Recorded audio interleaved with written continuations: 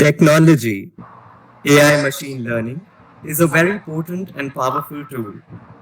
It makes a huge difference in whose hands it is in. Some can create troubles and hamper the lives of others. Some would use it to bring solutions and enrich lives. Saptang Labs and Pinaca Technologies are two such amazing startups which are offering interesting solutions for the betterment of all kinds of enterprises. Let's welcome the genius. Let's welcome the genius behind these potential startups, Mr. Saikrishna Budamgunta. In our show, Tech Startup Beyond Future by Engineers Cradle. My name is Ayush and I'm the host for this show today. Mr. Sai Krishna has been developing solutions using machine learning for challenges in different areas, especially cyber domain. An alumna of IIT Guwahati, Nalsar, he has also served the Government of India as a cybersecurity specialist and Joint Commissioner of Income Tax. And I'm sure he's a lot more than this. We are absolutely delighted and grateful to interact with you, sir. And we are looking forward to knowing your experiences, your wisdom. Uh, I welcome you to this show. Can you please tell us a little about yourself and your babies, Saptang and Pinaka Labs? Thank you, Ayush, and thank you, Jeva, for giving me an opportunity to speak to the group of people here. You have more or less covered my background, Ayush, but I'll try to briefly cover things that I usually don't write in often. I have spent a considerable amount of my time in the early 2006 to 2010 running a startup. So I have a startup experience before I joined civil services. And even in civil services, I have spent considerable amount of my time and effort in trying to bring technology to help the law enforcement do their jobs better. So I was largely involved in investigation of financial frauds, terror financing issues, and money laundering issues during my tenure in the Ministry of Finance. And I also worked in National Critical Information Infrastructure Protection Center. So I know it's a very long name, but this is the agency which deals with critical information infrastructure protection. So just the way we look at critical infrastructure like dams and power stations and others, imagine all of them in the cyber domain. So I worked in an agency which deals with all this in a very senior leadership roles. So after spending around 10 years in the civil services, I've realized that my true passion continues to be in technology and making technology relevant for a larger audience. And I also believe science and technology ecosystem in India is a great necessity for our country's growth. So keeping these things in mind, and I'm also very aware of the emerging opportunities that are coming in India. And I also see very clearly the technology ecosystem emerging in India. I know there are ups and downs in every ecosystem, but I do see a positive upward trend in technology enterprises in India. So after considering all these things, I thought it's much better to go back to my true passion, which is basically building great things. And machine learning has always been a constant obsession for me, I would call it. And I continue to work on that. I hope I have covered sufficient, Ayush. Probably in the subsequent discussions, I'll try to add whatever little I can. Definitely, sir. So first of all, I'm just very curious to know the name specifically about how you named these startups. Can we start with Saptang Labs? What is the meaning behind this word and what exactly it does? If you can offer some insight into how the process is, how it functions, and how it solves problems for the enterprises. My pleasure, Ayush. So the broader idea of Pinaka and Saptang is basically very clear. So let me start with Saptang Labs for now. So Saptang Labs is inspired by the Saptanga theory of state, which was propounded by Chanakya. And Chanakya has basically says he collected the thoughts of his predecessors, which basically says that a state or a country has seven limbs, seven organs. The seven organs are the king and the minister and the fort and the treasury and army and people. And no, there are like seven organs. So we believe that the cybersecurity ecosystem in India, for it to be successful, it should actively work with all the seven organs of the state. So Saptang Labs is a cybersecurity company which actively works with all the 7 organs of state, which is why we thought it is apt to name it as Saptang Labs. And I'm sure people would also connect Saptang means 7 organs. So that's the broader idea behind naming it as Saptang Labs. And true to our creation, at least our endeavor will continue to work with all the organs. So we're working on developing machine learning based solutions for analysis of malwares, largely focused towards building a product for MSMEs, and at the same time building totally out of cloud, I mean on-premises solutions for critical infrastructure, covering the critical components of our nation. And we also actively work with the law enforcement and cybercrime cells in identifying people who are siphoning off funds of the innocent poor people, or the foreign adversary hackers who are trying to breach into Indian cybersecurity area.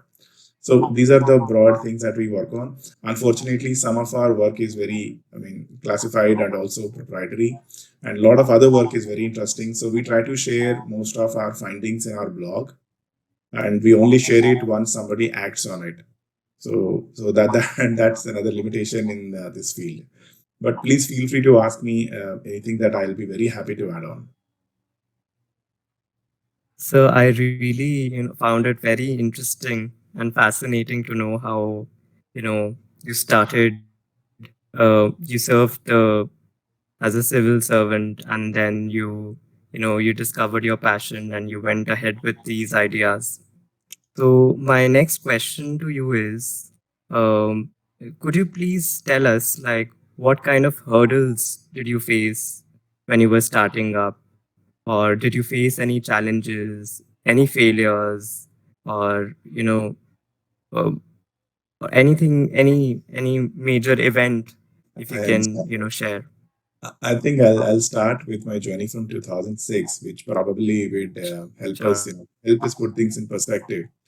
See, in sure, 2006, we started a company which was a machine learning company at that time, which probably it was not called as machine learning then. So we solved interesting challenges like matching resumes with jobs, which I'm sure, unfortunately, even now a lot of the companies and technology has not even perfected. So we solved it, and it's like 4 of us. We had great fun building a fantastic product. And it was technologically brilliant. We used to crawl 1,500 news portals to constantly learn important new keywords and use those keywords to keep training our models to identify resumes with upwardly coming skills and match them with the jobs. It was a fantastic idea. We had great fun, and we made around $100 per search, and we only focused on the top ladder and top vice president and above only in America. The moment we tried to apply it in India, we found, that was the reality check for us. And of course, we were burning a lot of money, even though we were just a small team of 10 to 15 people based out of a small apartment. I'm sure, if I recollect correctly, we spent close to 60 lakh rupees in a year. I'm talking about 2006. It's not a big amount now, but it was a big amount for us then. And I realized the moment I started interacting with Indian companies on selling our product in India, Indian companies are pretty much comfortable with going to monster.com and searching for C++ programmer.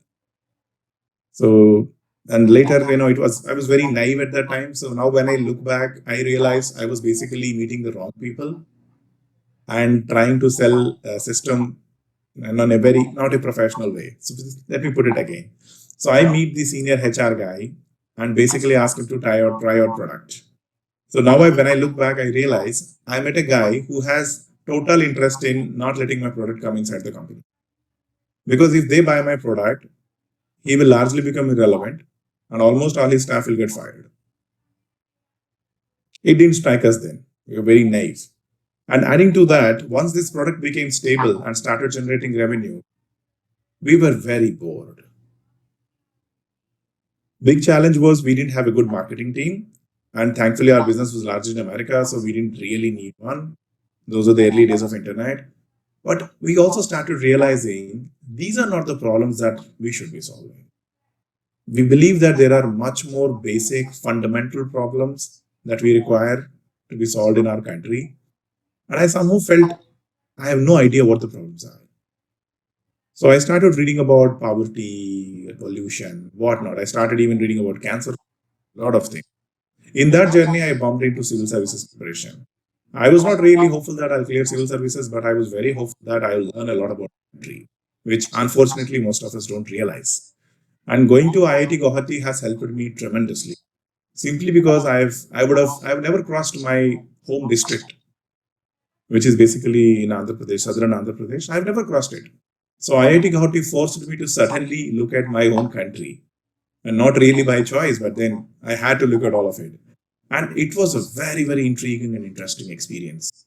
Imagine a person who's just cleared his, plus one, plus two, and then getting into Guwahati. And Guwahati at that time was a peak Ulfa, terrorist organizations' active area of work. So when I got down, for the first time, I've seen like what 115 people, at least 10, 15 people carrying AK-47s, army people. In my life, I've never seen a 303. It was a different, totally experience. See, these type of experiences actually shape your perspective. And I believe preparing for civil services will definitely help me learn about the real challenges. And I eventually fell in love with that. And then I started preparing for civil services. And even in civil services, I was practically running a small startup inside the government. And thanks to my senior colleagues and bosses who always encouraged me. But like any startup, again, there I had a shortage of time and shortage of resources in the government too. So wherever you go, my general understanding is you will always be short of time, you'll always be short of resources. So try to make a slow progress on a day-to-day basis. And once you start achieving certain amount of progress, it cannot be contained anymore. Now you have to get out and do something, and you will have the confidence, conviction to get out and do. And you will always in this journey make and meet enough people who will have faith in you. Like when I quit the services and started my own journey, I started it. I pretty much made up my mind in probably 2020 June. And I started talking to my bosses because obviously I was in a very sensitive organization. I can't leave it. So I had a very long handing over period. I finally quit in that's just 6 months, but still. And after that, I had to wait for another 3 months for the government to relieve me so that I can do my own private enterprise. All this journey, I had a lot of friends who's helped me, supported me financially, materially, and people who left their jobs and started working with me without any hope or whatsoever. See, this type of relationships will be built over a period of 10, 20 years. And I was lucky to have people around me who could do things like this. So when I practically quit, I had a team of 20 people. Now, this is the bright side because you have a team which is ready. On the other side, where do you find money for them? And when we started, we literally started almost in the beginning of a pandemic. Like my orders came in 21 March, but our groundwork, everything started in the middle of the pandemic, June, July 2020. Yeah. So that was another big challenge. Now to keep the team together and getting remote and work projects was again a very, very tough experience. And every month you have to meet your sales targets. Every month you have to meet your revenues and all the other things so that your boys never go any month with a delayed salary or even in a cut in the salary. So thankfully, with the grace of God and a lot of friends' help, we're able to achieve that journey smoothly so far. But it had its own huge difficulties. But all along, the amount of goodwill that I have earned, the amount of good friends that I have met, and the relationships that I have built over the last 10, 15 years have immensely helped. In fact, people from my old startup, my first startup, actually came back to work with me.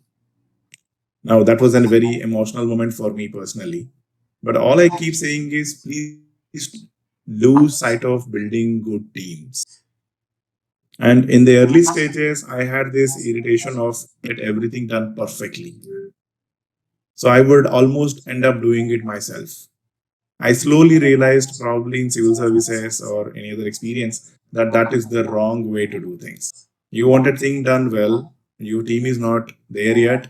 Be patient, give them time. They understand that you want it done in a perfect manner, and they also understand why it should be done like that. They take their time, they rise up. So this type of avoiding micromanagement, delegation. So these are the things that are unfortunately not taught to tech co-founders, and this is a big challenge actually. And which is why my one of my senior colleagues used to always say, 90% of our life is management, but nobody ever teaches that.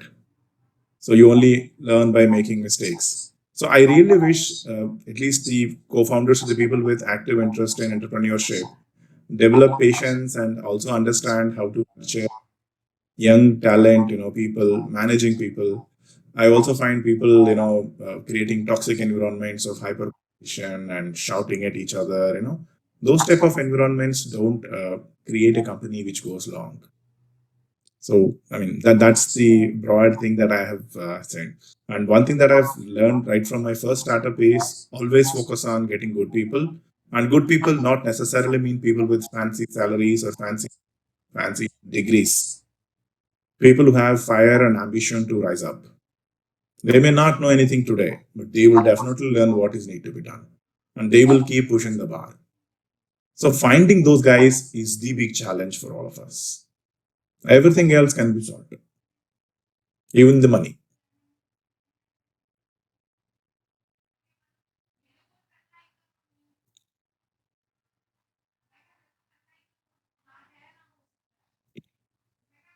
Ayush?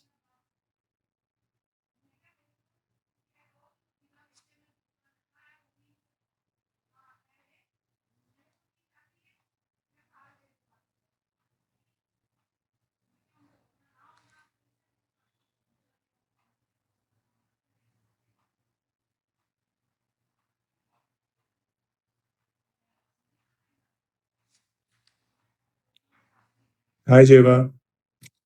Yes, sir. I think there is some issue with Ayush's connection. So, Yeah. sir, I would like to ask you, what do you think? Is it important to have technology-driven startups for our country? Because nowadays many young entrepreneurs have focus on their valuation, but they do not focus so much on the technology aspect. So, what do you think about this? What are your thoughts on this? So, Jeva, it is absolutely critical that we build a good technology ecosystem in our country. And building a technology ecosystem requires our country to have a large pool of people who have active interest in technology. I'm talking about building technology. See, I'll try to highlight a aspect of our culture which unfortunately leaves a negative impact on this. So let me phrase that part again. So we have a short-term mindset in our country. That's probably because of historical and cultural reasons. We have been traders all along, right from the Silk Road time. We buy from China and sell to Arabs. That's all what we have done. So no value addition. This is how we have lost our ability to produce anything original.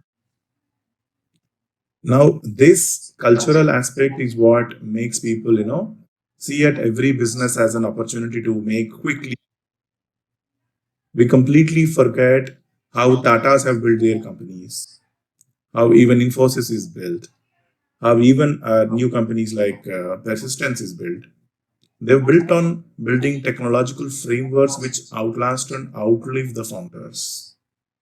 That is how great companies are built. Now, unfortunately, because of this short-term mindset, people are in a very hurry to just show some proof of concept, just do whatever it takes to get growth without being profitable and showcase it to investors and raise the valuations.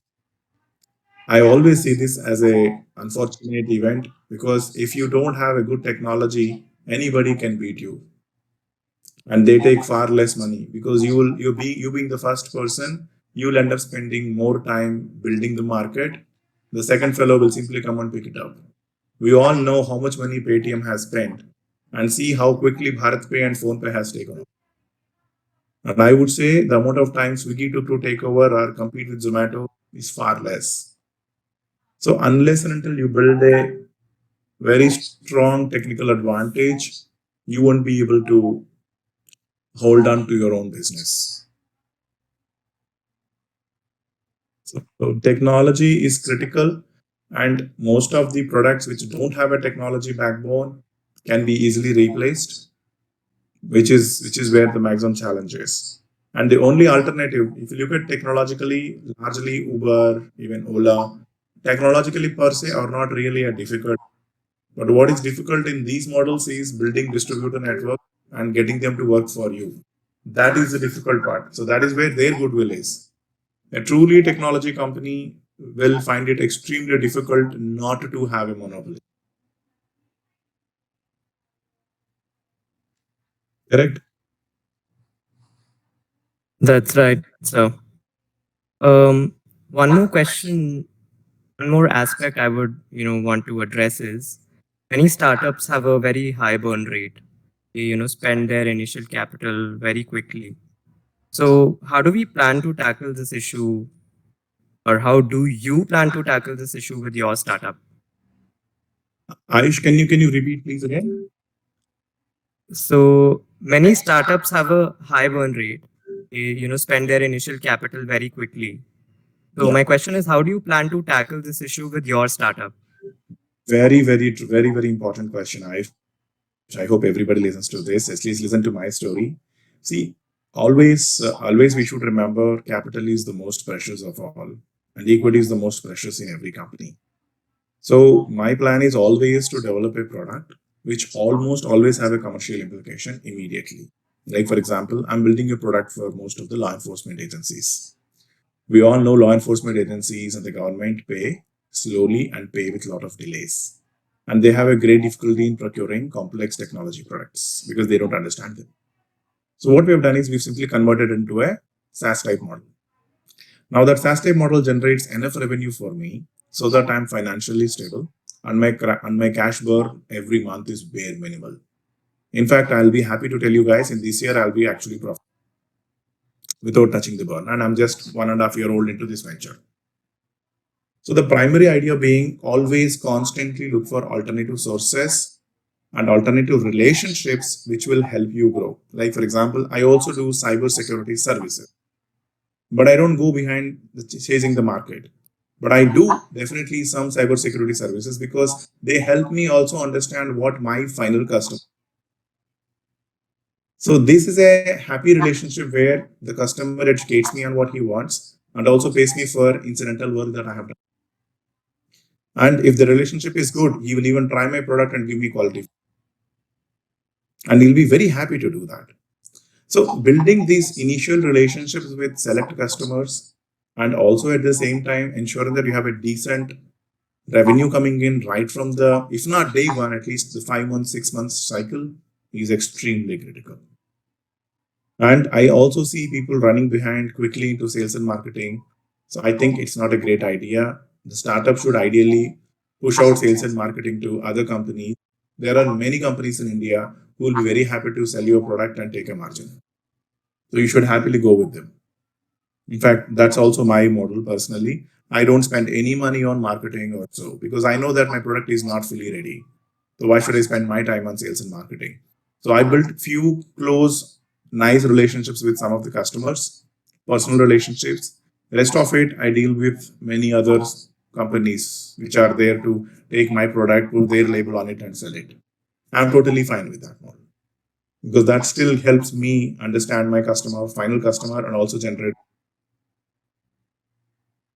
So please always guard your capital very critical and try to have revenue very quick. And whatever it takes you do to ensure that you have revenue. And try not to get too many investors on board in the early stage. And try not to take even I would even as far as saying be very careful when you onboard an angel. Because you don't know the angel could become a devil very quickly. You don't know that. So unless and until you know him personally, family, or through a very close, someone who have professional, please don't get them on board because they have their plan that may not be always aligned with your.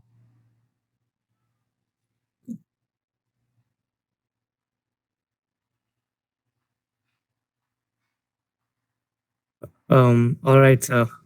So my next question is, you talked about, the importance of team building, having the patience, problem solving. My question is, what, other important qualities or soft skills one need to have to, lead the team and, lead the startup, according to your experience, what has been the your qualities which has worked really well for you in making these startups?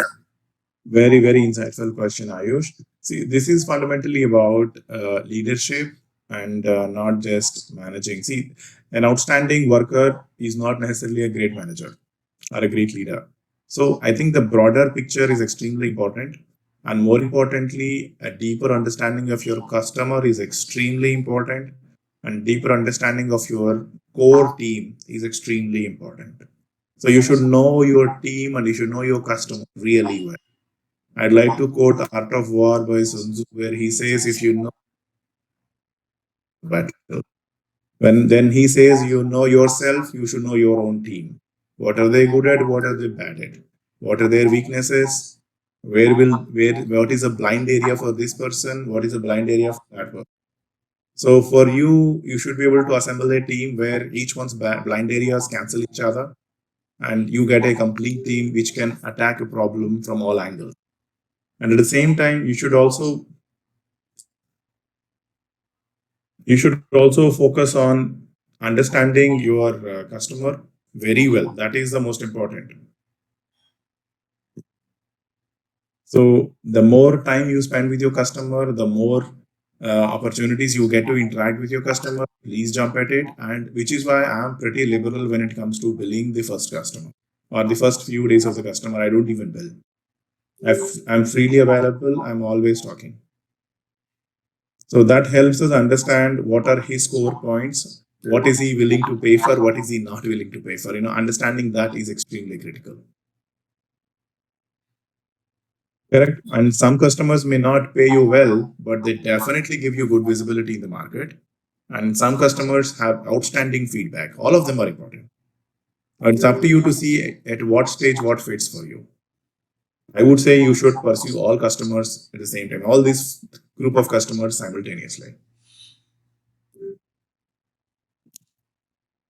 Great insight, sir. Um, my next question is, how like the can you talk about the importance of networking, especially when you have to find clients, customers, without spending a lot on marketing? Another very insightful question, Ayush. This I think is a critical question. See, I see sometimes people unnecessarily rushing to meet customers without preparation. Not a good idea. See, imagine what you gain from networking. I would say broadly three things. You get ideas, which you can implement as a product or a feature or a solution. You meet interesting people whom you can recruit, or you meet interesting people to whom you can sell. So these are the three primary objectives, at least that I keep in my networking plan. And in my networking plan, each group has its own way of behaving and interacting. Like when you want to meet people with interesting ideas, you should be very clear about where those people would be. Like you plan meetups, you interact with your own classmates, your own friends who are outside working in different, totally unrelated fields. Just keep interacting with them. A solution that is today found in, let us say, marine engineering will have great relevance in cybersecurity tomorrow. So, but you should be accessible to them, right? So carve out some small amount of time, let's say 3 hours a week, probably a Saturday evening, like this Saturday evening to talk to interesting people, mostly in your network or in your friend's network or somewhere. Just go around, go out, keep meeting, keep talking. So you will get an interesting ideas on how people are solving interesting. And if you closely observe those problems, but you need that lens to observe. Point one. Point two, when you're trying to meet your customers, I would try to connect to my customers through a customer who's already satisfied. That is point number one. Point number two, you can present your solutions in stalls and conferences and training sessions and all those places because they create a stress-free environment where you can talk to your potential customer about what you are doing. And not everybody will ring a bell, but some of them will definitely connect and then come to you because your session, be it in the conference or at a stall or a training session, will answer most of the doubts they will have. So when they approach you, they are a good customer. They have already made up their mind. When you're trying to recruit, Try to meet interesting people in various meetups, alumni associations, competitions. Just keep approaching, talking. But to my experience, the best of the hires have always come from references. They have been the best of the hires because before they refer, my own employees know what type of work we have, what type of cultural fit the guy should be. See, most of my pain points that I usually look at a person before he joins us are already taken care of. So, in fact, we have almost an unwritten policy. If you are referring somebody, we will definitely take you, but you will have to be responsible to integrating him into our way of functioning. Because I keep saying a startup is not an organization, it's basically a culture. And a culture where you have your own standards of performance, excellence, and taking responsibility and delivering despite the odds and all that. And of course, also having a great fun time while you're doing. So all these things are taken care of if you plan your networking properly. And I'm saying again, you should also network with your own team outside office. That is extremely important. And people usually underestimate it. Your own employees, they have a treasure trove of information to help your product actually grow. But unfortunately, not many people talk. In fact, one of my another friends has told me one important insight. He said, Sai, the bad news travels slowly in company. I asked him, what do you mean? He said, CEO is the last guy to get the bad. So from that point, I made it a principle. I want to be the first guy to get the bad news. And the bad news is always available in the customer facing side of the business. Are they cutting edge in the technology? Literally cutting edge. So if you don't keep interacting with them on a day-to-day basis, they will not have the psychological safety or comfort to talk to you and disclose to you what is wrong. You know, to give them that psychological safety. If they don't know you, how can they feel safe in talking to you? Imagine somebody talking to the CEO, and what if CEO doesn't like what he says or disagrees with him? He loses his job. That's a big thing in the minds of people, right? So the idea is to remove that fear and say, Babu, I am open. I want you to help me save the company. And maybe you have a wrong conception. I'll help you correct it, but I'm grateful. And you have to communicate that to your own team. If you don't communicate to that team, I'm sure it's not a great idea. It will not end well. So I hope Ayush have covered this point too. Absolutely, sir. Some really mind-boggling points you have covered. Um, you can meet some great people whom you can either sell or whom you can recruit.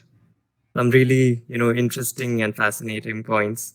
With this, we have come to the final segment of the show, which is some rapid fire questions. You can answer them very shortly, briefly. These will be just quick questions. So here we go. Sir, would you like to share your favorite book?